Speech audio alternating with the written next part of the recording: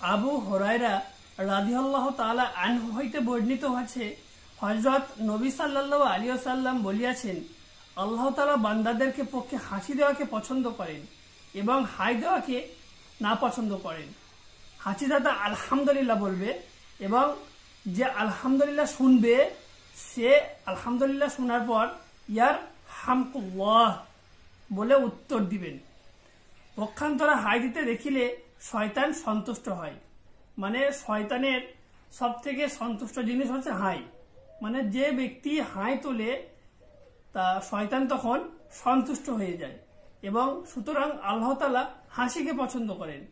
High আসার সঙ্গে সঙ্গে বড় রূপে মুখ খুলিয়া হা করিয়া আওয়াজ করিলে তাহাতে শয়তান আদম সন্তানের প্রতি বিপ্লব করিয়া হাসিয়া থাকে। মানে হাই আসার সঙ্গে সঙ্গে যে হাই উঠলে, যে ব্যক্তির হাই উঠে আওয়াজ, একটা আওয়াজ যে হাইয়ের সঙ্গে সঙ্গে যে আওয়াজ দেয় তখন শয়তান তখন বিপ্রূপ রূপে হাসতে থাকে।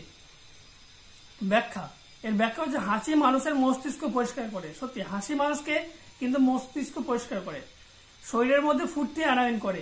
দেখবেন আমাদের যখন হাসি উঠে তখন শরীরে একটা ফুর্তি হয় বা মস্তিষ্ক থেকে একটা মানে হালকা ধরনের একটা কোনো চাপ সেটা হাসি দেওয়ার পর বেরিয়ে যায়।